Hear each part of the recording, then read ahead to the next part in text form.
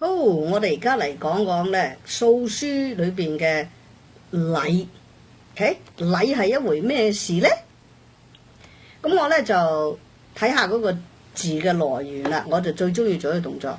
咁大家睇到咧呢個禮字，原來咧係向神致福喎。OK，咁呢個咧亦都喺下邊睇啦，靈嘅啟設喎。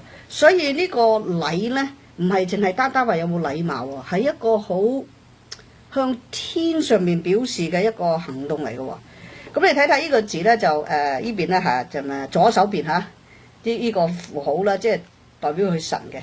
咁啊，另外呢邊咧個禮嘅呢邊，我覺得係幾得意喎。OK， 呢個佢話行禮嘅時候嘅盛器嚟嘅。咁咧我就佢個字嘅時候咧，佢英文咧有講 abundant、lush、bountiful、plenty。呢個意思即係話好豐裕好多嘅。咁咧就係好似咧喺經文裏邊講咧，我哋要將我哋嘅嘢奉獻咗出嚟，係嘛？禮係咪幾得意啊？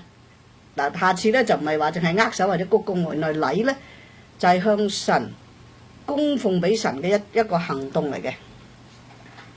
咁至於呢個禮咧喺素書裏邊所講咧，就係話其實佢呢個禮嘅意思咧，你睇下下邊嚇，風輕夜枕係嘛？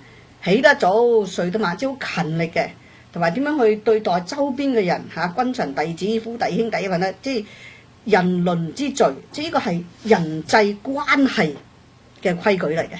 OK，咁你就睇睇呢個字記得啦。嗱，人就唔使睇啦，人倫個倫就係點咧？咁我睇到幾得意喎。原來呢一邊咧，各位睇唔睇到啊？係三合一咁解喎。係咪幾得意啊？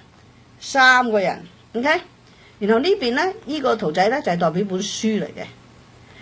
呢個拼埋咧就係理論啦，即係對我嚟講咧，就即係我自己嘅睇法嚇，就係話呢一本書咧係由神嗰度嚟教我哋點樣同人相處。